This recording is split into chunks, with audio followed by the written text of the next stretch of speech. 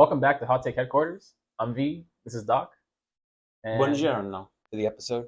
And look where we're at today. Yo, It's like a throwback episode. We're back in the den here. it's like getting into a car. I was gonna say, wouldn't it be cool one day to have seats that have seat belts and we strap in to the episode?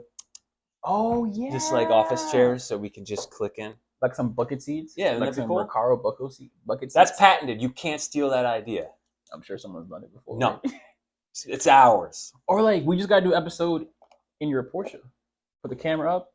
That's true. We could shorten that process by just sitting in a car. And I know the headlights go up and down. That's I saw them important. go up after like 2 months of ownership, and I was like, oh yeah, I forgot they have pop-up headlights. That's really a sign of the times. It was a big thing in the 80s. You had a lot of Nissans had a 240 SXs. The Z, one of the generations of the Z, some Toyota Celica had pop-ups. The Corvette, the Corvette only recently in the past 15 years got rid of it. And so we have some stuff to talk about today. Honestly, I want to talk about car news. I want to get right into talking about the Honda Prelude 2026. Look at that. It's a beauty. You think that's beautiful? That's not a criticism. I'm genuinely just asking. I think it falls in line with Honda's new design language, like Honda Acura, with going for like that modern, minimalistic, futuristic look. The coupe design, like from like the headlights, and then I really like the sloping design of the coupe. Can you give us more pictures? Yes. Let's check this thing out. Well, I hate the color. I know that's... Well, I don't like this color. Yeah. I've seen it in blue. I don't like it either. Yeah, blue is nice. I've seen the blue too. Hybrid EV. Hybrid EV. So I think it's going to share the same the same hybrid platform as the Civic. Not a surprise there, because that's what they share a lot of parts with the Accord and the Civic. Like in its history. So, and I think it's supposed to have the same Honda Civic Type R brakes. Yeah. Or discs, wheels. Okay. I don't. You know what? It's supposed to share something with the Honda Civic Type R. So that's really cool. So it is interesting they're bringing it back. Because it's been gone for 20 years. Yeah, it was like the last year, like the early 2000s. Maintain this new Honda design language because it has a bit of, the Civic in there, of course, although a bit different. But you know what it looks like to me? It looks like a Civic two-door, like a push in that direction. So it's really interesting to me because the reason why the Prelude went away is, likely it was cannibalizing Civic sales. So it obviously wasn't selling enough to perform to justify staying around. And it was a beautiful car. Even it looked different from the Civics at the time. It always did. And it was beautiful. At least the mid-late 90s on till its end, it had its own life and look. I feel like from the early, like the 90s to early 2000s, I felt it looked more like the Accord than the Civic, from pictures that I've seen. But yeah. I like how you brought up it looks like a two-door Civic. It does. And like we're always talking about does not exist. It doesn't exist. That's and like sad. It stopped with the 10th generation. And I'm thinking the reason why there's no 11th gen Civic with the two doors because they wanted to bring back the Prelude to keep that exclusive for the Prelude.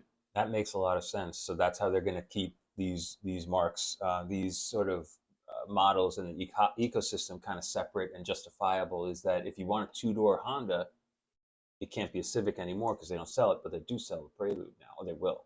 Mm-hmm. But it is attractive. It does on certain angles look kind of, I don't know, a little vague, but then other angles looks aggressive. That low angle is kind of nice. It is really nice. I'm not gonna lie. Okay. And it looks kind of Prelude-ish. That's the first angle I've seen that looked Prelude-ish. I'm excited for this car. Well, based off this article too, I think it's supposed to range from 31,000 to 38,000. So like that's affordable for 2025 because my Civic Sport MSRP was like 27.5 for 2024. So they kind of have a cornered niche market with the Civic Type. Is it Type R? Mm-hmm. With the Civic Type R because Honda holds the torch for carries a torch for manual cars. They sell the most manual cars, I think. And we also want to talk about Lexus too. So yes. You told me some interesting news the other day about Lexus and their sedan making, which if Lexus is known for anything, it is making sedans. I mean, it's what they did. It's what they did to compete with the German marques like Mercedes at the time. You know, their LS 430 way back. LS, I don't know what other motors it came in, 300, presumably a 3 liter, but you know, they were not only in build quality, but obviously design. They're super identical in a lot of ways to the Mercedes S Class Hmm. in a good way, but yet its own Lexus twist. So it's really bizarre to think about Lexus shifting away. So what do you know? Well, I know for the 2025 model year, this will be the last year they're releasing the IS and RC models and the LC. I think the LC might get one more model year. Yeah, so the LC will be officially discontinued for the 2026 model year, but the RC and the IS will be officially discontinued after the It's just 2025 model year. crazy to think about the IS. Yeah, I think that was their first. That was the first sedan they released. And the thing is, I want to say, what the fuck to Lexus and to these companies to Yep. say you're not making, you know, you're not making these cars. I mean, you're not making cars is crazy, but the U.S. market manufacturers are doing the same thing. But I want to say it's crazy. How can you not do this? You know, how can you shift away? And the SUV is the sedan of the future of now and the future, presumably, obviously. Mhm. But the thing is that it's not even their fault. It's the consumers. The consumers are not interested in $25,000 to $35,000 enthusiast manual cars. It is over. They want to be on their phones. They want to be on a screen. They want every bit of technology. They don't care about the weight. They don't even want to drive. They want the car to drive itself. It's not even the manufacturer's fault. I'm pissed and disappointed. The thought of Lexus not making sedans, which is what they did, and almost and arguably in a lot of ways better than anybody else, because they did it at a different price point. They did it with insane build quality and panel gaps that no one had. Them because the American consumers, the global markets, it's not just environmental, it's the drivers. They have no interest whatsoever in driving these enthusiast cars because how they define enthusiasts now is by cameras, by tech. Just so mind-boggling to me how far removed and how detached we are from the sense of how I would define car enthusiasts. They don't want to shift their own cars. No. Hmm. They don't. They want paddles. The That, paddles aren't the same but this is what manufacturers do. They follow the dollar.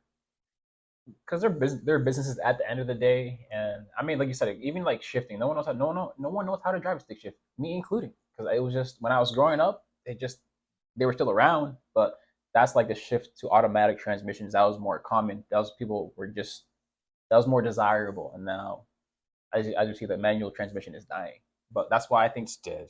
brands like Honda and Acura. That's why I give them props. Like for the SI and the Type R, those have been exclusively manual transmissions ever since the they were came into existence, and that's rare in 2020 2025 because, like you said, the GTI no manual transmission. I was That's just going to mention. insane. I was just going to mention That makes no GTI, sense. a no automatic, which is dry heave worthy. You know, and Ferrari came out recently because you know, They're known for the racing too.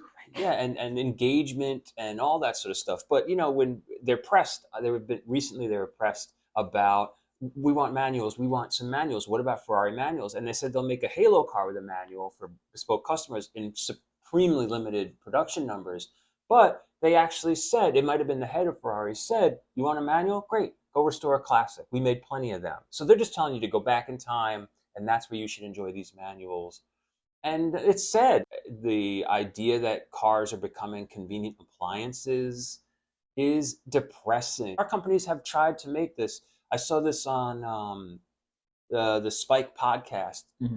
There they were talking about how, if Jaguar just built a manual V8 coupe, it would sell like hotcakes. If Toyota sold a two-door slick car with a manual, it would sell because they did those things and people didn't buy them. Mm-hmm. They just wanted to get these appliance like cars, and so I'm offended to.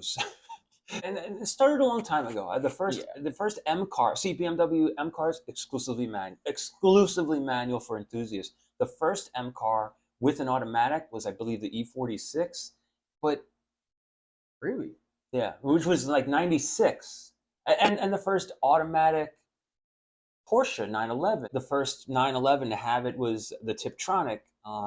In not PD, this is pre-PDK days, was a Tiptronic in the 964. So 88, 89, a couple of years they Oh, the were making it, 964. and they were basically free.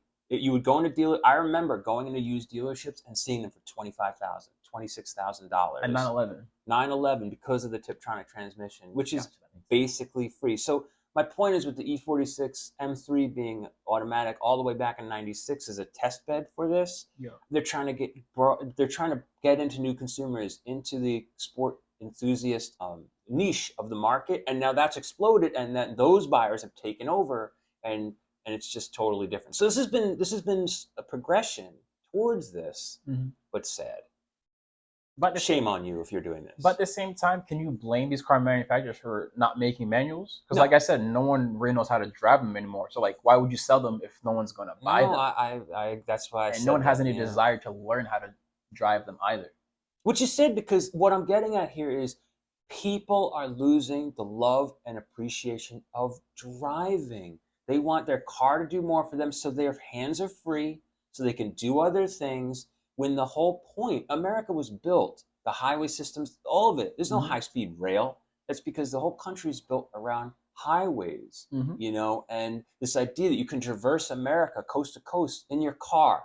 And that is an art form, social way of living that is gone. Motorcyclists do it. I remember Jeremy Clarkson talking on Top Gear about motorcyclists get together on the highway just to drive together.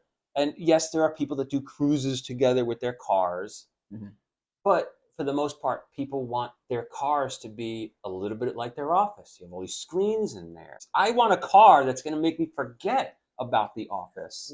Well, I was going to say, for me, I don't mind screens. I like infotainment, like Apple CarPlay, Android Auto. Person I am. I'm like, I work in tech. I like having that. But, like, I also enjoy not having, like, analog, maybe like a gauge cluster, not, or maybe if it's fully digital, to have, like, to simulate analog gauge clusters. But, like, too much tech, there's a point where it's too much, and it's just distracting. Because, like, people, there are people already poor drivers, and then just having more screens, it just makes things even worse. It's definitely weird. I'm not a fan. I want my car to help me forget about my life and work and people and screens. I don't want to get your text messages on my car. I definitely don't want that. I want to forget people exist in my car.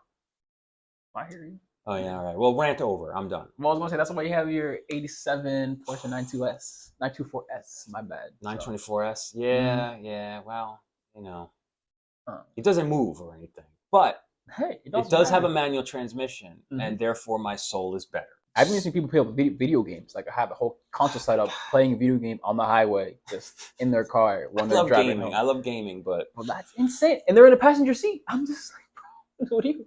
That's just dangerous at some point. But that's like an extreme. But that's what people want. Yeah, I know. Like, they don't want to think when they drive. They just want to get in their car and just have it do everything. Which is what a lot of the fun is of this podcast. But part of the fun is that we're very different about our views, and they're complementary, but also, kind of dichotomous, because you like the screens. They make me want to dry heave. Yeah. You like the tech. I know that it's not going to work in 15 years. I remember when you had the loaner Camry, rest in peace. Rest in peace, Carter. On the real one. Real one for sure. Saved my life. So appreciate that. Toyota, great job. Rest in paradise. Great cars. Very safe. Saved your life. 5.0. And you had the Camry hybrid, and you were like, yo, it's quick. Where do you feel how quick it is? And it was, but it didn't stop the same. And it had all this mass to it that you could feel. And that was just a glimpse into how all cars are going. It is interesting about what we do together, because you like different things. I like different things from you. They're not always overlapping. And then sometimes they are, which is fun. But then your enthusiasm bleeds over to me, and I'm like, yo, that's a sick Honda. Or I really like that Acura. I remember that, and now I have this newfound appreciation. And you, it's like vice versa too with Porsches. Like, I know like different Porsche generations. Like, that's a 996. I am so proud. It's 928. Like, it's just I feel like such a proud big brother. Where I hear you shout out like model numbers, like you just were, and I'm just like, I have done the Lord's work. And which brings us to this next topic. So Porsche Porsche. Porsche Porsche. Porsche was in trouble in the 90s. They were a very prestigious, band, I was going to say, a very prestigious brand. Mhm. But people were getting a little bored with the 911. The interior was the same for a number of generations because if it ain't broke, don't fix it. But consumers were like, for real? This is the redesign? Like the 993 dash is the same as the the G body dash, and it looks a lot like the classic dash and the 5 instruments. And so they had to change all this stuff. Um, and they did, but they were in trouble. They were in trouble financially. And the car, if you're a Porsche fanatic and you're a 911 snob and you hate the Boxster, you don't understand history. You don't understand the significance of what the Boxster did. The Boxster saved the Porsche brand's life. But I bring it up because this namesake that saved the company, the car's named for the engine, a Boxer engine. You probably didn't know that, did you? No, I did. Oh, you did? I did know that. Yes. I have done the Lord's work. Yes, I did know that. Yeah. Yeah, and it's named after motor. And you know what they're doing with the motor? It's gone. They're getting rid of the internal combustion engine in the arguably the most important and significant Porsche model in the last 30 years. Hey, history. History. For real. Say goodbye to your internal combustion engine and hello to another heavy power plant, battery powered appliance car in one of the greatest enthusiast cars with a lot of folks argue better handling than the 911, more predictable. Mm-hmm. Yep. I'm just blown away. I'm pretty animated. I don't think I should drink coffee as often. I think it's actually changed my personality today. Coffee makes a big difference. It's hard to tell, but I'm just kind of messed up over rant. It doesn't make sense. Like all these car manufacturers are making moves towards appealing to the consumers, but they're losing the essence of these vehicles. At this point, just discontinue the whole freaking series. Just kill off the Boxster because there's no point in making it EV. It makes no sense. Why the freaking GTI isn't offering manual? Just get rid of it if no one's freaking buying it. It doesn't make sense. You're pissing off people. That makes. And I'm pissed off at them too. And this is what they do. They're an enthusiast. They're drivers' cars. And they are losing that identity, and they're not just losing it; they're throwing it out for the sake of sales. And I get it; I'm not an idiot. Mm-hmm. As you said, at the end of the day, they're corporations. At the start of the day, they're corporations. That's all they care about is sales. If this thing ran on pig shit, they would make it run on pig shit if it's sold. And it's just a sad day for. I guess this has been a big, long rant of what's happened to car enthusiasm in the 21st. The first quarter of the 21st century is just very different, and they're just taking the whole Boxster namesake and throwing it in the trash bin and throwing batteries in it, and there you go. But who's to blame? Is it the car manufacturers? Is it like all these regulations too? Because I feel that's part of it. Because there a lot of the internal combustion engines they don't pass the regulation. There's so many regulations on cars nowadays. It's crazy. Environmental which there has been for many years, many decades. About efficiency and miles per gallon and output. They do. It's a huge turnoff the way that mass consumers are doing this, and this is true for Porsche purists too. Absolutely, a fact, because the purists aren't necessarily buying the cars; the consumers are buying the cars. So it's a really interesting mixed bag of sadness and grief, I think, for what's happening to cars in the world today. Ferrari not making a manual, not one manual. That's insane. Not making one. Have you seen a steering wheel in a modern Ferrari? No, I haven't. It has every control on earth on the steering wheel. And they went away with buttons for a number of years, and they're finally deciding that people are sick of non-haptic sensors and buttons that, touch buttons, that they're bringing back some buttons. Just the steering wheel, I'm showing it to you here. It's absolutely atrocious. It's littered with all these controls. And, at the end of the day, it's atrocious. I mean, I don't know who the hell would want all these controls staring you in the face on your steering wheel. What do you say we peruse some Bringer trailers real quick? Yeah, let's go. Let's go back to Bringer trailer. This shit pissing me off. Let's see what people are bidding on. Current auctions. Let's check it out. Whoa, hang on. I go to 911. What is that? 7911T. Ooh. No controls on the steering wheel. You see that? That's how it's done right there. Is that the original steering wheel? Or No. probably not. Okay. Doesn't look like it. Look at that engine bay. See, if I look at that, I would get a heart attack. I don't even know what's going on. I think the fan. You got the distributor cap. I don't know who buys that. Ooh, go to that Ooh. M5. Yes, I saw one of these the other day. Where was that? It was at St. Pius. I saw the wheels. I saw, I'm like, this is an E39. E39, man. You know how I feel about this. This is nostalgia. Ooh. And you got the staggered wheels.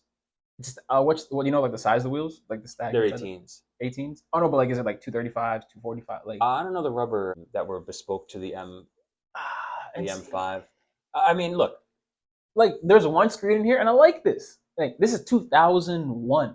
Like, you got the analog gauges, and then you got the screen. I'm pretty sure you can retro that to put Android Auto. Yeah.